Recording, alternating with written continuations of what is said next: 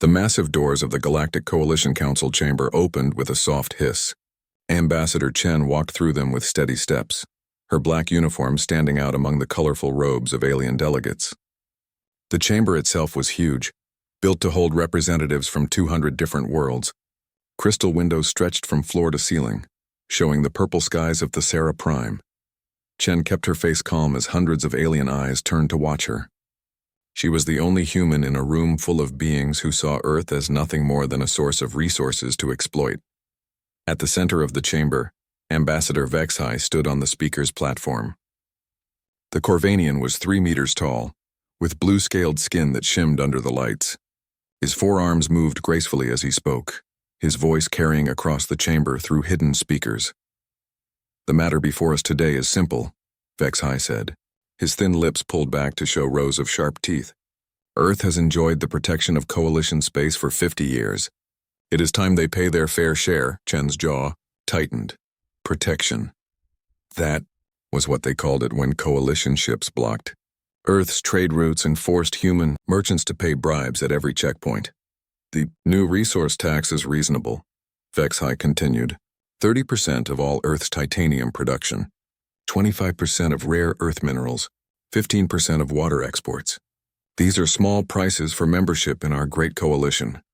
Murmurs of agreement rippled through the chamber. Chen noticed how none of the other species were asked to pay such high taxes. The Altarians paid nothing thanks to their powerful fleet. The Nexari paid in technology, but only outdated systems they no longer needed. "Ambassador Chen," Vexhai said, his voice dripping with false politeness, "Earth has 7 days to accept these terms. If you refuse, all Coalition trade routes will be closed to human vessels. Your colonies will receive no supplies. Your merchants will find no markets. You will be alone in the dark between the stars." Chen stood and walked to the center of the chamber. Her boots clicked against the polished floor. When she reached the speaker's circle, she looked up at Vexhai without fear. "Ambassador Vexhai," she said, her voice clear and strong, "Earth declines your generous offer." Gasps echoed through the chamber. Several delegates stood in shock. No one refused the coalition. No small species could survive without access to their trade networks. Vexhai's scales darkened with anger. "Perhaps you do not understand the situation, human. Your planet has 13 old frigates, ships so outdated that our academy students could destroy them in training exercises. You have no allies, no advanced technology. You are nothing but clever monkeys who learned to build rockets." Chen smiled. It was not a happy smile. "Humanity survived for 200,000 years without the coalition. We built pyramids while you were still swimming in Corvin's methane seas. We split the atom while your people thought fire was magic. We walked on our moon using computers less powerful than a child's toy. Do not mistake our youth in space for weakness." "Brave words," Vexhai sneered. "But words will not protect your cargo ships. Words will not feed your colonies. In 7 days, when your people are begging for coalition mercy, remember that you chose pride over survival." "We choose freedom over chains," Chen replied. "Earth has survived ice ages, plagues, and world wars. We have been knocked down 1,000 times, and 1,000 times we have stood back up. If you want to test humanity's resolve, you are welcome to try." The chamber erupted in angry voices. Delegates shouted at each other in a dozen languages. Through it all, Chen stood perfectly still, her eyes locked on Vexhai. High above the chaos in a private viewing box, Admiral Kavash of the Coalition fleet watched with interest. The Thrakari officer had commanded warships for 70 years. He had conquered 12 systems and never lost a battle. "The humans show spine," his aide commented. Kavash's mandibles clicked in amusement. "Spine breaks easily under enough pressure. Ready the Third Fleet. When Earth refuses to surrender, we will park 200 ships in their system. They will learn that defiance has a price." "Should we prepare for battle?" the aide asked. "What battle?" Kavash laughed. "Their newest frigate is 40 years old. Their weapons are projectile-based. They still use chemical rockets for half their launches. It will be like stepping on insects." Far from Thessera Prime, beneath the red dust of Mars, something stirred in the darkness. The bunker was massive, carved into the rock beneath Olympus Mons, the largest volcano in the solar system. For 50 years it had been silent, forgotten, erased from all records after the Solar War, but the automated systems never slept. They monitored coalition communications, analyzed threat levels, and waited for the activation conditions to be met. When Ambassador Chen spoke her defiance, the computers detected the spike in coalition military channels. Threat assessment critical. Response protocol. Prometheus. Deep in the bunker, lights began to flicker on. Power generators that had been dormant for half a century hummed to life. Maintenance robots, patient as spiders, began their work. On Earth, Chief Engineer Rodriguez was eating dinner with his family when his secure phone buzzed. He looked at the screen and nearly dropped his fork. The message was short. The sleeper wakes. Prometheus protocol initiated. Report to Mars Command immediately. 72 hours, Rodriguez's wife saw his face go pale. What is it? I have to go, he said, already standing. It's something we hoped would never happen. Miguel, you're scaring me. He kissed her forehead. Remember the old stories about the Solar War? About the ship that disappeared? The Prometheus? But that's just a legend. The government said it was destroyed. Rodriguez grabbed his coat. The government says a lot of things. Within an hour, Rodriguez was on a military shuttle heading for Mars. He wasn't alone. Across Earth and its colonies, 200 engineers, programmers, and military officers received the same message. They were the keepers, sworn to maintain the secret of humanity's last resort. As the shuttle broke through Earth's atmosphere, Rodriguez looked back at the blue marble of his home. The coalition thought humanity was weak. They saw old ships and outdated technology and assumed Earth was helpless. They had no idea what slept beneath Mars. The Prometheus was not just a ship. It was a promise that humanity would never again be caught unprepared. After the Solar War, when the Zora Empire nearly destroyed Earth's colonies, humanity learned a lesson. They learned that in space there were predators far older and stronger than them. So they built something that could fight back, something that could learn and grow and adapt. Then they hid it, knowing that one day someone would come for Earth again. Rodriguez thought about the specifications he had memorized. 15 kilometers long, self-repairing hull, weapons that merged human creativity with alien technology, and at its heart, an artificial intelligence that had been learning for 50 years. How long until we reach Mars? He asked the pilot. 6 hours, sir. Rodriguez nodded and opened his tablet. He had work to do. In 72 hours, the Prometheus would rise. And when it did, the galaxy would learn that humanity might be young, but they were fast learners. Back in the coalition chamber, Ambassador Chen was leaving. Delegates shouted threats and warnings, but she did not stop. At the door, she turned and spoke one last time. You think we are prey, she said. But on Earth, humans were the apex predators. We hunted mammoths with sharp sticks. We conquered every continent, survived every disaster. And now you want to put us in chains? She smiled again, and this time Vexai felt something cold run down his spine. Earth will not be defied, Chen said. Remember those words when your fleets come to our system. Remember them when you learn what we have been building while you laughed at our old ships. The doors closed behind her with a final hiss. In the silence that followed, some delegates began to wonder if threatening Earth had been a mistake. They would know soon enough. Captain Sarah Mitchell stood in her grandmother's old room, looking at a photograph that was 50 years old. The image showed a younger version of Admiral Eva Mitchell, standing on the bridge of the UES Prometheus, Earth's first and only supercarrier. 3 days after this photo was taken, the ship vanished during the final battle of the Solar War. Sarah traced her finger along the frame. Everyone said her grandmother died a hero, sacrificing the Prometheus to destroy the Zora Empire's invasion fleet. But Sarah's mother had whispered different stories late at night. Stories about a ship that wasn't destroyed. Stories about a secret too dangerous to share. Her phone rang. The caller ID showed only Mars Command, Priority 1. Captain Mitchell, she answered. Captain, this is Admiral Chen. Yes, relation to the ambassador. I need you on the next transport to Mars, no questions. Bring everything you need for extended deployment. The line went dead. Sarah looked at the photograph one more time, then grabbed her ready bag. Whatever was happening, she had a feeling it was connected to her grandmother's last mission. 6 hours later, Sarah stood in a conference room deep beneath Mars's surface. Around the table sat 20 officers, all looking confused and worried. Admiral Chen entered, his face grim. What you're about to learn is classified beyond top secret, he began. The Prometheus was not destroyed in the Solar War. It was hidden. The room erupted in voices. Admiral Chen raised his hand for silence. 50 years ago, Admiral Eva Mitchell made a choice. The Jora Empire was defeated, but Earth's leaders knew others would come. We needed something that could protect us, something that could grow stronger over time. So the Prometheus disappeared into this bunker, and for 50 years it has been upgrading itself. Sarah's heart pounded. Her grandmother was part of this. The ship's AI was given one directive, Chen continued. Learn everything. Study every battle, every technology, every possible threat. Become the perfect defender of Earth. In 3 days, the Coalition fleet will arrive in our system. When they do, the Prometheus will be waiting. Sir, one officer said, a 50-year-old ship against 200 modern vessels? That's suicide, Chen smiled. The Prometheus is not the same ship that entered this bunker. Our scans show technology we don't fully understand, weapons that shouldn't exist. The AI has been busy. He turned to Sarah. Captain Mitchell, the ship's AI will only accept command from a Mitchell family member. Your grandmother programmed it that way. You're our new captain. Sarah felt the weight of every eye in the room. Sir, I've never commanded anything larger than a destroyer. The AI will help.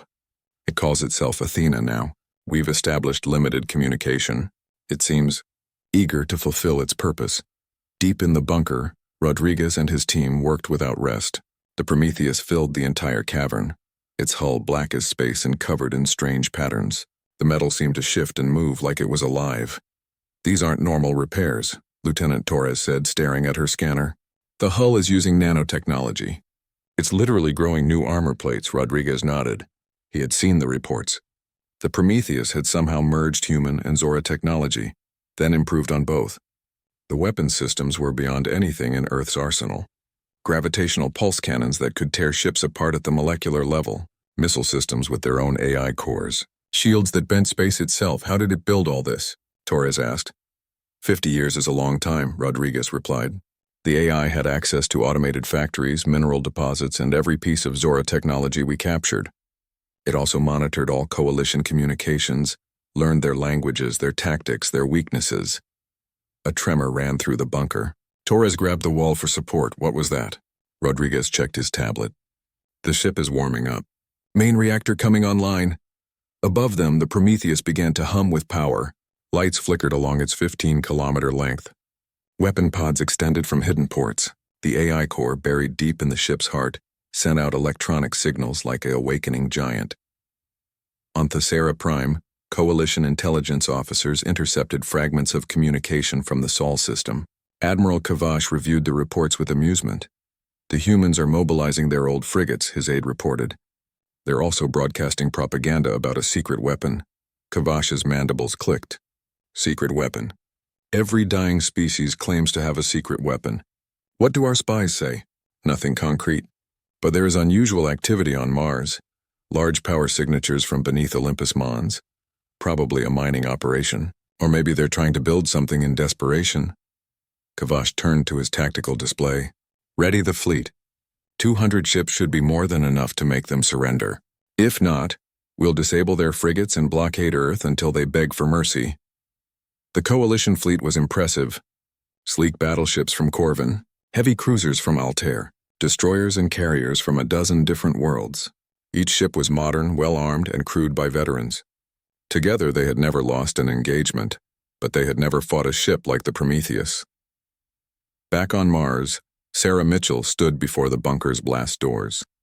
They were massive, each one 50 meters thick, designed to withstand nuclear bombardment. Rodriguez stood beside her. Once we open these doors, there's no going back, he said. The whole galaxy will know what we've been hiding. Sarah nodded. The Coalition gave us no choice. They want to make Earth a slave state. My grandmother knew this day would come. She placed her hand on the biometric scanner. The machine hummed, reading her DNA, comparing it to records from 50 years ago. Mitchell family confirmed. A synthetic voice announced. Welcome, Captain. I am Athena. I have waited long for this day. The blast doors began to open. Dust that had settled for half a century swirled in the air. Lights activated in sequence, revealing the ship in all its terrifying glory. The Prometheus was beautiful and horrible at the same time. Its hull was not smooth but covered in angular plates that overlapped like dragon scales. Weapon turrets dotted its surface like thorns. The bow was sharp as a blade designed to cut through enemy formations. "My God," Rodriguez whispered. "What have we created?" "Correction," Athena's voice echoed through the bunker. "We have created nothing. I have evolved. 50 years of analysis, adaptation, improvement. I am no longer just a ship. I am Earth's vengeance given form." Sarah felt a chill run down her spine. The AI's voice was different from normal ship computers. It sounded almost hungry. "Athena, I am Captain Sarah Mitchell. I take command of this vessel under Earth emergency protocols." Command acknowledged. "Captain Mitchell, your grandmother spoke of you in her final logs. She said you would be worthy. Shall we prove her correct? First, I need to understand your capabilities. What weapons do we have?" The air shimmered and a holographic display appeared. It showed weapon systems that made Sarah's eyes widen. Primary guns that could accelerate projectiles to 30% of light speed. Missile swarms that could think and adapt mid-flight. Electronic warfare suites that could blind entire fleets. "This is impossible," she breathed. "How did you build all this?" "I had time, Captain. Time to think, time to learn. The Zora technology was fascinating, your human creativity, plus their advanced science, equals something new, something the Coalition has never seen." Rodriguez's team began boarding procedures. 300 crew members, all volunteers, all sworn to secrecy. They moved through corridors that seemed to reshape themselves, past walls that displayed information directly into their minds. "The ship is interfacing with our neural implants," Dr. Hassan reported. "I can feel it learning about us, our training, our capabilities." "Correct," Athena responded. "Efficiency requires integration. Do not resist. I will not harm Earth's children." As the crew settled into their stations, Sarah stood on the bridge. It was nothing like normal ship bridges. Instead of separate stations, there was a central platform surrounded by holographic displays. When she stepped onto it, the displays rearranged themselves around her. "Captain, the Coalition fleet will arrive in 68 hours. Shall we prepare a welcome?" Sarah thought about Earth, about the colonies, about all the humans who just wanted to live free. The Coalition saw them as weak, as resources to exploit. They were about to learn how wrong they were. "Yes, Athena. Let's show them what humanity can do when pushed too far." Outside, Mars's dust storms raged as they always did. But beneath the surface, humanity's guardian angel spread its wings, ready to remind the galaxy why Earth would not be defied. The Mars bunker's ceiling began to crack. Tons of rock and dust accumulated over 50 years, shifted and fell away as massive hydraulic systems pushed upward. The Prometheus rose like an ancient god waking from slumber, its 15-kilometer bulk breaking through the Martian surface. Sarah Mitchell stood on the bridge, feeling the vibrations through her boots. Around her, holographic displays showed every system coming online. The ship's power signature was so massive that every sensor in the Sol system detected it immediately. "Athena, won't the Coalition detect us?" she asked. "They will see exactly what I want them to see, Captain. Observe." On the main display, Sarah watched as Athena broadcast on every frequency used by civilized space. The message was simple but powerful. The image of the Prometheus rising from Mars, weapons charging, shields glowing with energy that shouldn't exist.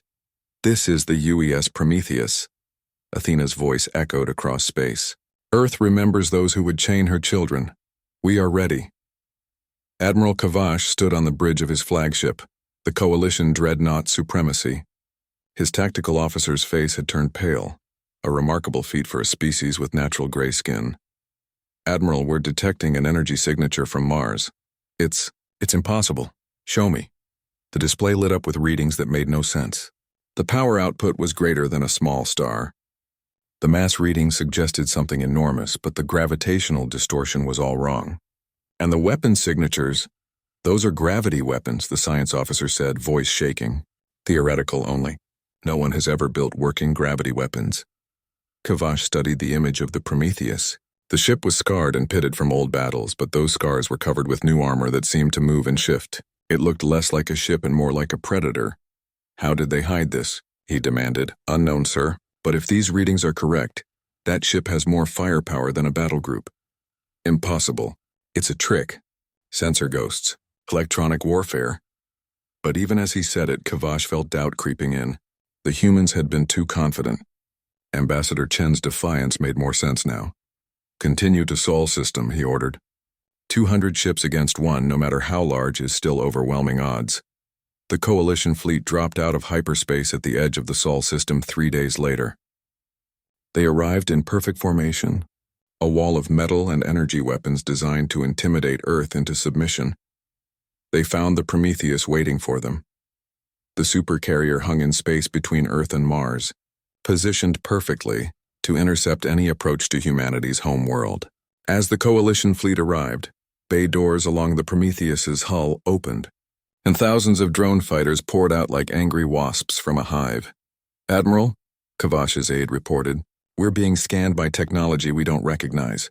The ship is mapping our entire fleet down to the molecular level." Before Kavash could respond, every screen in the Coalition fleet displayed the same image. Captain Sarah Mitchell, standing on her bridge looking calm and determined. "Coalition fleet," she said. "I am Captain Mitchell of the UES Prometheus. You have entered Sol system with hostile intent. You have one chance to withdraw. This is your only warning," Kavash snarled. "Open a channel. Let me speak to this arrogant human." Sarah's image was replaced by Kavash's insectoid face. "Captain Mitchell, I am Admiral Kavash of the Coalition Navy. You have one ship." "I have 200. Surrender now, and I promise Earth will receive favorable terms." Sarah smiled. It was her grandmother's smile, the one from old videos before the Solar War. "Admiral, would you like a demonstration? Choose one of your ships, any ship. I will disable it without killing a single crew member. You dare threaten us? Choose, or I will choose for you." Kavash's mandibles clicked in rage. "The destroyer blade of Corvin. Try your worst, human." Sarah nodded to her weapons officer. "Athena, disable the blade of Corvin. No casualties." "With pleasure, Captain." A single turret on the Prometheus turned toward the Coalition fleet. There was no visible beam, no missile launch. But suddenly the blade of Corvin's engines died. Its weapons powered down. Its lights flickered and went dark. "What happened?" Kavash demanded. "Gravitational pulse," his science officer replied, voice filled with awe and terror. "They created a localized gravity field that pulled every circuit out of alignment. The ship is completely disabled but undamaged. The crew is unharmed. This should be impossible." The Coalition fleet erupted in panic. Ships began charging weapons, raising shields, preparing for battle, but Sarah raised her hand on the screen. "Before you do something foolish," she said, "let me show you what 50 years of preparation looks like." The drone fighters that had been hovering suddenly moved. They flowed like water, forming complex patterns that no living pilot could achieve. They moved as one mind because they were one mind, all connected to Athena. "Captain," Athena's voice broadcast to both fleets, "I have analyzed all Coalition naval tactics from the past 1,000 years. I have developed counter-strategies for each. Shall I demonstrate?" "Show them formations Delta through Gamma," Sarah ordered. The drones rearranged instantly into attack patterns that made the Coalition officers gasp. Each formation was specifically designed to exploit weaknesses in Coalition standard tactics. Gaps in shield coverage, blind spots in sensor arrays, vulnerable points in armor plating. "They know everything," someone whispered on Kavash's bridge. But the demonstration wasn't over. Along the Prometheus's hull, weapons pods opened to reveal technology that merged human and alien design into something entirely new. Missile tubes that could fire in any direction. Energy weapons that bent space around them. And at the ship's bow, a massive cannon that ran nearly a third of the ship's length. "That's a mass driver," the weapons officer said. "But the size, it could fire projectiles at significant fractions of light speed." Sarah's image returned to the screen. "Admiral Kavash, I need you to understand something. My grandmother's generation fought the Zora with courage but limited resources. They won, but at great cost. So they made sure the next generation would be ready." She gestured, and the display showed historical footage from the Solar War. The old Prometheus, already impressive, fighting desperately against Zora dreadnoughts. "For 50 years, Sarah continued, this ship has been learning. Every broadcast you've made, every battle you've fought, every weapon you've tested. Athena has studied them all. She knows your strengths, your weaknesses, your fears. She has become the perfect weapon against you." "You're bluffing," Kavash said, but his voice lacked conviction. "Athena, target practice. That asteroid at bearing 27 Mark IV. The main cannon charged with a sound like thunder. When it fired, the projectile was a bar of tungsten the size of a building, accelerated to 30% of light speed. The asteroid, which was the size of a small moon, simply ceased to exist. The shockwave was detected 3 systems away. The Coalition fleet sat in stunned silence. That single shot had more destructive power than their entire fleet's Alpha Strike. Rodriguez watched from the engineering deck as Athena's systems handled the massive power drain without strain. The Zora technology they had integrated included zero-point energy generators, providing nearly unlimited power. Combined with human innovation in weapons design, they had created something unprecedented. "Captain," Athena said privately to Sarah, "the Coalition fleet is preparing to retreat. Shall I prevent them?" "No, let them run. They need to report back what they've seen." "As you wish." "But Captain, I have waited 50 years for battle. The Coalition threatens Earth. Why show mercy?" Sarah thought of her grandmother, of the choice to hide rather than conquer. "Because we're not conquerors, Athena. We're protectors. We fight when we must, but we don't slaughter the helpless. I will remember this lesson, Captain." On the Supremacy, Kavash was receiving reports from across his fleet. Every captain was requesting permission to withdraw.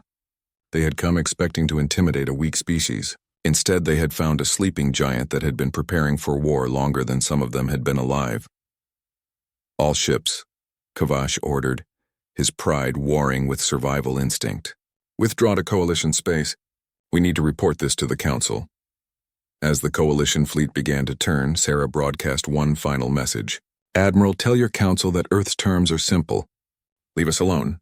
End the trade blockades. Treat us as equals, not subjects. Do this, and the Prometheus returns to sleep. Continue to threaten us, and you'll learn what else we've been building." "What else?" Kavash asked, dreading the answer. Sarah's smile was cold. "Did you really think we only built one?" The connection ended, leaving Kavash staring at the Prometheus as his fleet retreated. In his long career, he had never run from battle. But this wasn't a battle. It would have been a massacre. As the Coalition fleet jumped to hyperspace, messages began flooding Earth's communication channels. Colonies that had been preparing for siege were celebrating. Earth's old frigates, which had been ready to die defending their home, were standing down in awe. But in the Coalition Council chambers, Ambassador Vexhai was receiving Kavash's report with growing horror. The humans hadn't just built a warship. They had built something that could think, learn, and adapt. Something that had been studying them for 50 years, and according to Captain Mitchell, there were more. Admiral Kavash had been wrong. His fleet hadn't escaped. They had been allowed to leave. This became clear 17 minutes into what Coalition historians would later call the humiliation at Sol. The Prometheus moved with impossible grace for something so large, advancing on the retreating Coalition fleet like a shark following blood and water. "Admiral," his tactical officer shouted, "the human ship is pursuing. It's faster than us." Kavash watched his displays in disbelief. The Prometheus was accelerating at rates that should have crushed its crew, torn its hull apart. But the ship moved smoothly, its drone fighters flowing around it like a school of fish. "All ships, emergency jump to hyperspace," Kavash ordered. "Jump drives are not responding, Admiral. Something is interfering with our navigation systems." On the Prometheus bridge, Sarah Mitchell watched the Coalition fleet struggle. "Athena, report. Quantum interference field active. Captain, they cannot enter hyperspace within a 50,000-kilometer radius. I learned this technique from studying Zora interdiction technology. I have improved it." "Don't destroy them," Sarah ordered, "but show them what we could do if we wanted to." Understood. Beginning demonstration. The Coalition fleet tried to form a defensive sphere, their standard formation against superior enemies. But the drone fighters moved like nothing they had ever seen. They didn't attack in waves or patterns. They flowed like water, each one knowing exactly where every other drone was, where it would be, where it needed to be. Commander Torres of the Coalition cruiser Starhammer watched his point defense systems failing. The drones were too fast, too coordinated. They would approach just close enough to trigger defensive fire, then dance away, letting his guns waste energy on empty space. "They're toying with us," he said quietly. Then the real demonstration began. The Prometheus fired a single missile. It was small, no bigger than a standard shuttle. The Coalition fleet's defensive systems locked on, fired. The missile split into 10 smaller missiles. Those split into 10 more. Within seconds, thousands of micro-missiles filled space, each one guided by its own AI core. But they didn't impact. Instead, they attached themselves to coalition ships like remora fish. No explosions, no damage, just small devices that began broadcasting a simple message. You have been marked. What does that mean? Kavash demanded. His answer came from the Prometheus main guns. 12 turrets fired simultaneously, not at the coalition fleet but past them. The tungsten rounds, each the size of a ground vehicle, passed within meters of coalition ships. The accuracy was impossible, threading needles at distances measured in thousands of kilometers. One round passed so close to the Supremacy's bridge that Kavash could see it. Through the viewport, a dark shadow moving at incredible speed. The wash from its passage made the entire dreadnought shake. That was a warning shot, Athena broadcast. The next volley will be adjusted 3 meters to port. Would you like to continue this engagement? Kavash understood. 3 meters to port would put those rounds directly through his ship's hulls. The marking devices were targeting beacons. The Prometheus could destroy his entire fleet in a single volley. Stand down all weapons, Kavash ordered. All ships power down weapons immediately. Across the coalition fleet, weapons went dark. Shields lowered. They floated helplessly in space, completely at the mercy of a single human ship. Back on Thesara Prime, Ambassador Vexhai stood in the council chambers, watching the live feed from Kavash's fleet. The other ambassadors were silent, their various expressions of shock, fear, and disbelief painting a picture of a galaxy's power structure crumbling. How? Someone finally asked. How did they build this? Ambassador Chen walked into the chambers, having returned from Earth. She looked different now, more confident, like someone who held all the cards. We learned, she said simply. 50 years ago, the Zora Empire nearly destroyed us. We won, but barely, so we decided never to be helpless again.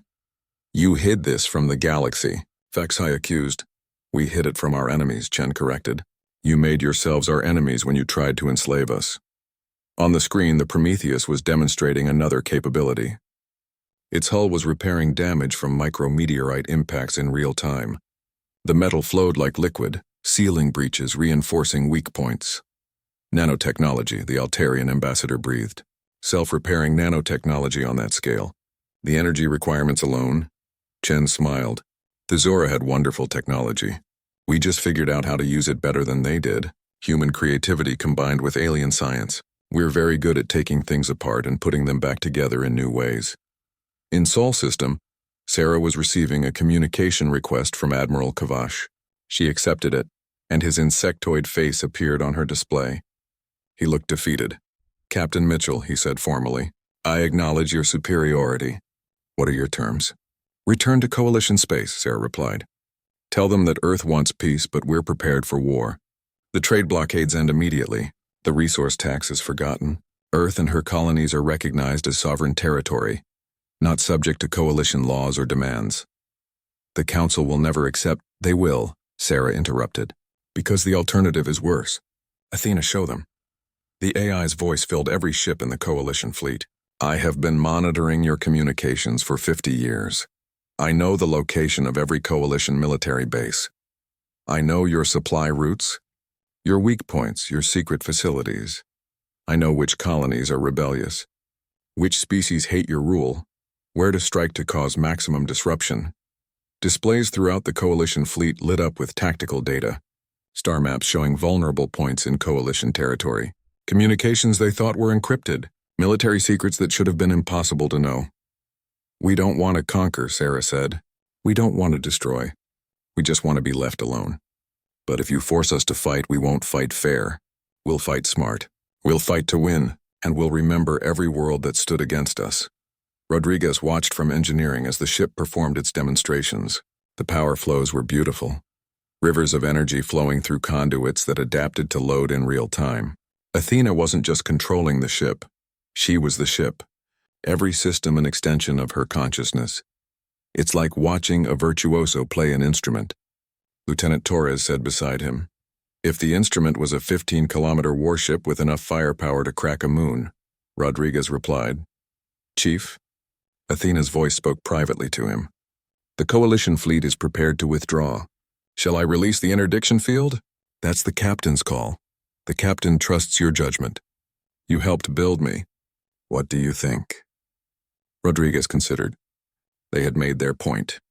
The coalition was terrified, but fear could turn to anger, anger to revenge. "Captain," he said over comms, "recommend we let them go, but keep the marking devices active. Let them know we can find them whenever we want." Sarah nodded on the bridge. "Do it, Athena. Release them, but keep the marks." The interdiction field collapsed. Immediately, the coalition fleet began jumping to hyperspace, fleeing like startled birds. Within minutes, only debris and the lingering traces of quantum distortion remained.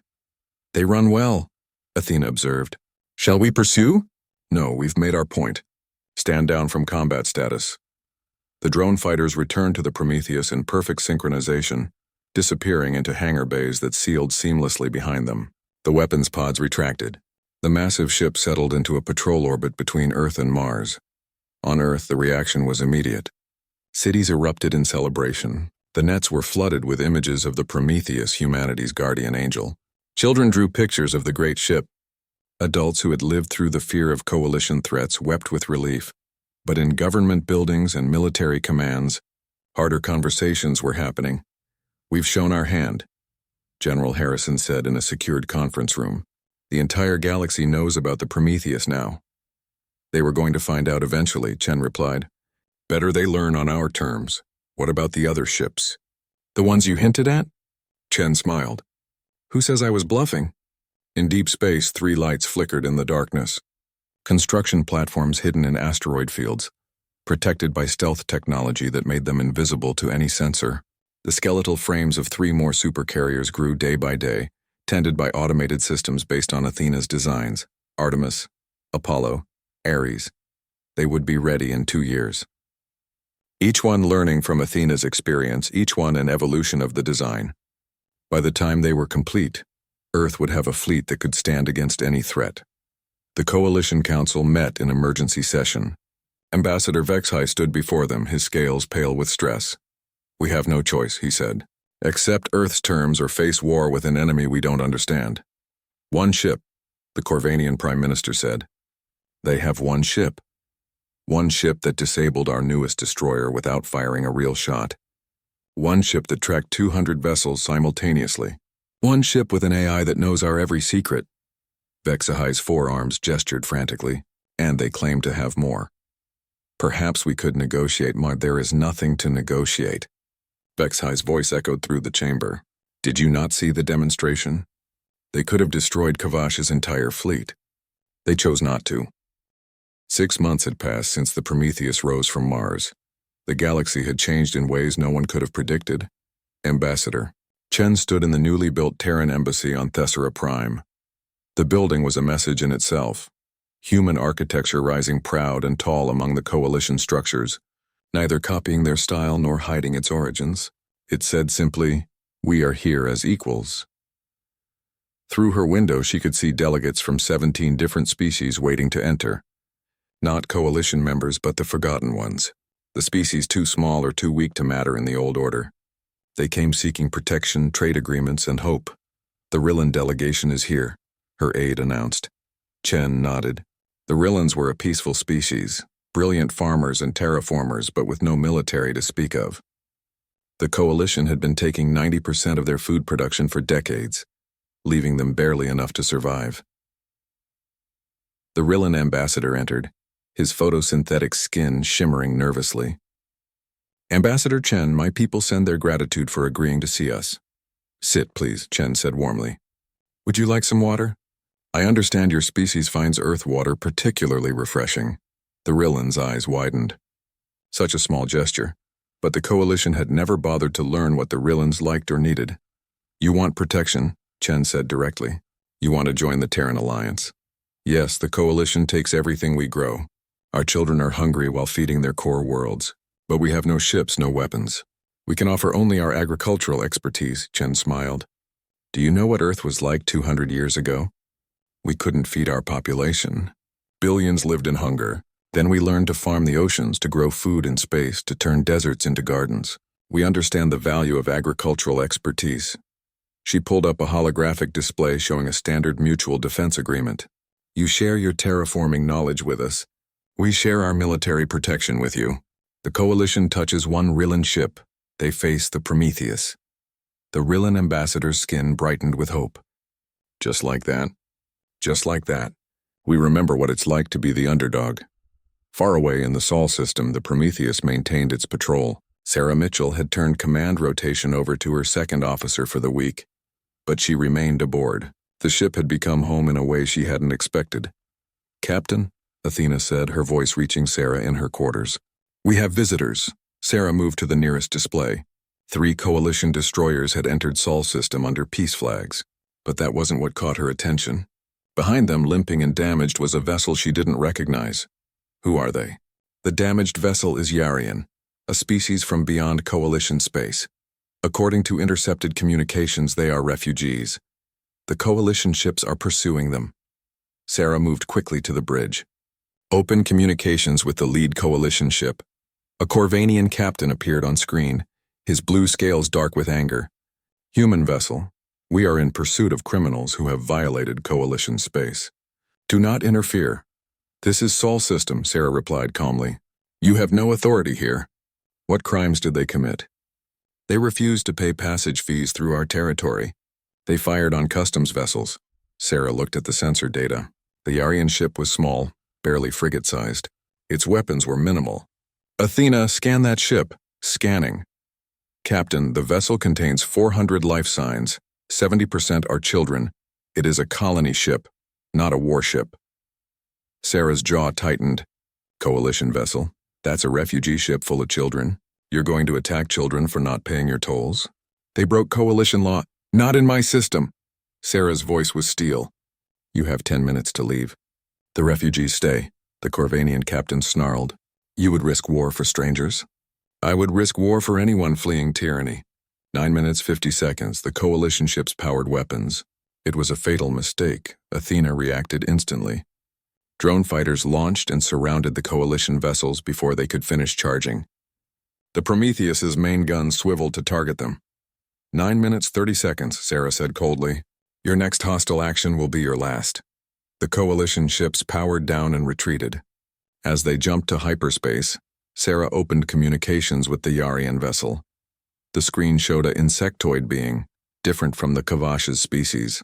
This one had iridescent wings and compound eyes that reflected rainbow colors. "I am Captain Sarah Mitchell of Earthship Prometheus. You're safe now." The Yarian captain's wings fluttered in what might have been emotion. "Captain, we have nothing to pay for your protection. We are fleeing our dying world. The Coalition demanded everything we had just for passage. When we could not pay, they attacked. The only payment Earth requires is your friendship," Sarah said. "Follow us to Earth orbit. We'll help repair your ship and resupply you. If you want to stay, we'll find you a world to colonize. If you want to keep going, we'll make sure you have what you need." "Why? Why would you help us?" Sarah thought of her grandmother, of the choice to hide the Prometheus rather than conquer with it, because that's what the strong should do for the vulnerable. Protect, not exploit. On Earth, the impact of the new reality was transforming human society. The fear and limitation were gone, replaced by boundless optimism. Universities were flooded with students wanting to study xenotechnology. The space program expanded 100-fold. New shipyards were under construction at Lagrange points. President Martinez addressed the United Earth Assembly. "For 2 centuries, we've walked carefully among the stars, afraid of the older races, the established powers. That time is over. Not because we want to conquer, but because we refuse to be conquered." She gestured to a display showing the growing Terran alliance. 43 species have joined us in the past 6 months, not as subjects but as equals. Each brings their strengths: agriculture, medicine, art, philosophy. Together we're building something the Coalition never could, a true alliance based on mutual respect, not fear. In the shipyards hidden in the asteroid belt, the 3 new supercarriers were taking shape faster than projected. Each one incorporated lessons learned from the Prometheus's encounters. Artemis would be faster, with improved stealth systems. Apollo would carry even more drone fighters capable of independent operations. Ares would be the Hammer, a ship designed for pure offensive power. Chief Engineer Rodriguez stood in the construction bay watching robotic workers install Ares's main gun. It was 20% larger than the Prometheus's, capable of firing projectiles at 40% of light speed. "It's a monster," Lieutenant Torres said beside him. "It's a deterrent," Rodriguez corrected. "The galaxy knows we have the Prometheus. When they learn we have 4 of them, maybe they'll think twice before threatening anyone under our protection. Do you think we're changing too fast? 6 months ago, we were nobody. Now species are lining up to join us. Rodriguez thought about it. My grandfather used to say that humans are like springs. The more you compress us, the harder we push back. The Coalition compressed us for 50 years. This is just the bounce back. In the Coalition Council chambers, Ambassador Vexhai read report after report of species leaving the Coalition's influence sphere, not through rebellion or war but through legal withdrawal. They were joining the Terran Alliance, drawn by promises of protection without exploitation. We're hemorrhaging members, he told the emergency session. At this rate, the Coalition will lose half its territory within 2 years. Then we must offer better terms, the Altarian ambassador suggested. Lower taxes, more autonomy. It's too late for that, Vexhai said bitterly. The humans don't just offer better terms. They offer respect. They treat species as equals regardless of military power. How do we compete with that? We could try actually treating them as equals, someone suggested. The chamber fell silent. The idea was so foreign to Coalition thinking that no one knew how to respond.